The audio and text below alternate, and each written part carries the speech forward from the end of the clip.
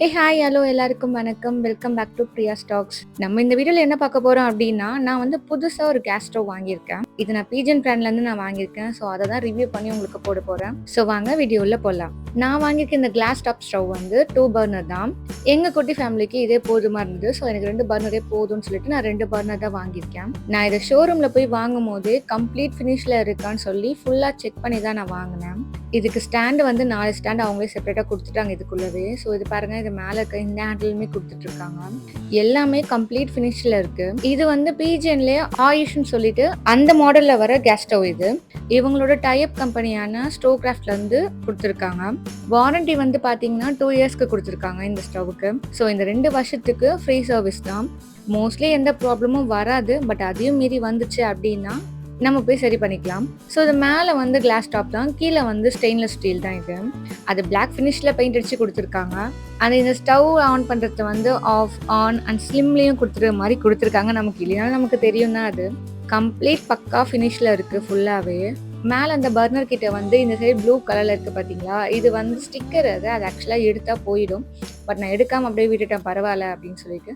அந்த பக்கம் இருக்காது அது, ஏன்னா அங்கே கடையிலே வந்து அவர் அதை எடுத்துட்டாரு அந்த கடையாலே. இங்கே வந்து அது கிடையாது.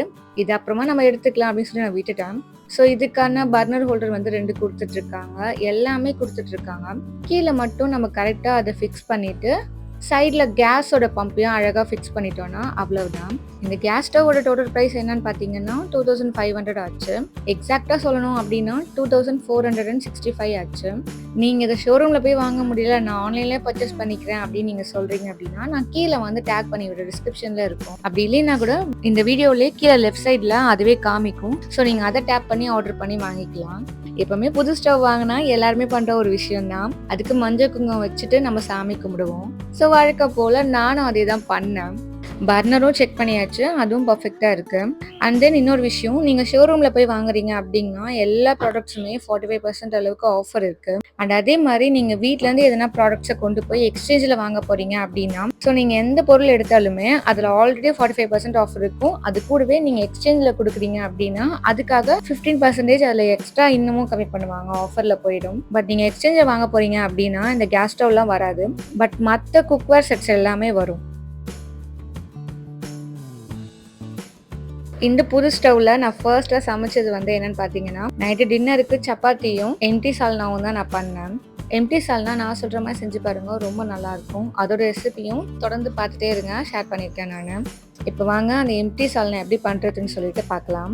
ஃபஸ்ட்டு கடாயில் தேவையான அளவுக்கு எண்ணெய் ஊற்றிட்டு அதில் பட்டை, லவங்கம், சோம்பு, 2 ஏலக்காய் இதெல்லாம் போட்டு லைட்டாக வதக்கிடுங்க. நான் இப்போ இதில் 2 மீடியம் சைஸ் வெங்காயமும் அது கூட 1 கொத்து கருவேப்பிலை, 1 பச்சை மிளகான்னு சொல்லி ஆட் பண்ணியிருக்கேன். இதெல்லாம் நல்லா வெந்ததும் தக்காளி, புதினா, கொத்தமல்லின்னு சொல்லிட்டு இதெல்லாமே சேர்த்து ஆட் பண்ணிடுங்க.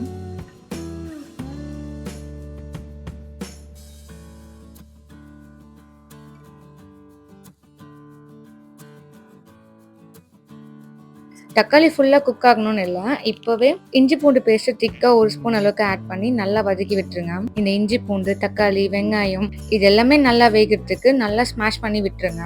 இப்போ இதெல்லாம் நல்லா வெந்ததும் இது கூட 1/2 ஸ்பூன் அளவுக்கு மஞ்சள் தூள், 1 ஸ்பூன் அளவுக்கு மிளகாத்தூள், 1 ஸ்பூன் அளவுக்கு தனியாத்தூள், 1/2 ஸ்பூன் அளவுக்கு கரம் மசாலா, அப்புறம் ஒரு 1/4 ஸ்பூன் அளவுக்கு காஷ்மீரி மிளகாத்தூள், இது கூடவே தேவையான அளவுக்கு உப்பு ஆட் பண்ணி நல்லா வதக்கி விட்டுருங்க. நல்லா மிக்ஸ் பண்ணி விட்டுட்டு 1 சொம்பு அளவுக்கு தண்ணி ஆட் பண்ணி மிக்ஸ் பண்ணிட்டு மூடி போட்டு ஒரு 10 நிமிஷம் போல விட்டுருங்க. இப்போ இது ஆகட்டும். இப்போ சைட் பை சைட் மிக்ஸி ஜாரில் ஒரு கைப்பிடி அளவுக்கு தேங்காய், ஒரு சின்ன சைஸில் பட்டை, 1 முந்திரி, 4 லவங்கம், 1 ஸ்பூன் அளவுக்கு சோம்பு, உங்ககிட்ட கசகசா இருந்துச்சுன்னா அது கூட ஒரு 1/2 ஸ்பூன் அளவுக்கு ஆட் பண்ணிக்கோங்க. இப்போ இதெல்லாம் நல்லா மைய அரைச்சிட்டு கடாயில் இருக்கிறது எல்லாமே கொதி வரும்போது இது தண்ணி ஊற்றி அதில் ஆட் பண்ணி நல்லா மிக்ஸ் பண்ணி விட்டுருங்க. உப்பு மட்டும் அப்பப்போ செக் பண்ணிக்கோங்க. இப்போ இதெல்லாம் சேர்ந்து நல்லா கொதி வரும்போது ஒரு கைப்பிடி அளவுக்கு கொத்தமல்லியும் ஒரு 1/2 ஸ்பூன் கீயும் ஆட் பண்ணி இறக்குனீங்கன்னா அவ்வளோ சூப்பராக இருக்கும் இந்த எம்டி சால்னா. இது நீங்கள் சப்பாத்திக்கு, இட்லிக்கு, பரோட்டாக்குன்னு சொல்லி வீட்டில் எல்லாத்துக்குமே வச்சு சாப்பிட்லாம், அவ்வளோ நல்லாயிருக்கும். இது நீங்கள் ட்ரை பண்ணிங்கன்னா கண்டிப்பாக எனக்கு ஷேர் பண்ணுங்கள். அண்ட் அவ்வளோதான். இதே மாதிரி வீடியோஸ் உங்களுக்கு வேணும் அப்படின்னா என்னோட சேனலை சப்ஸ்கிரைப் பண்ணி டெய்லி என்னோட வீடியோஸை ஃபாலோ பண்ணிக்கோங்க. அண்ட் அவ்வளோதான். இதோட நம்ம டெய்லி போகிற மினி வ்ளாக்ல பார்க்கலாம். பாய்.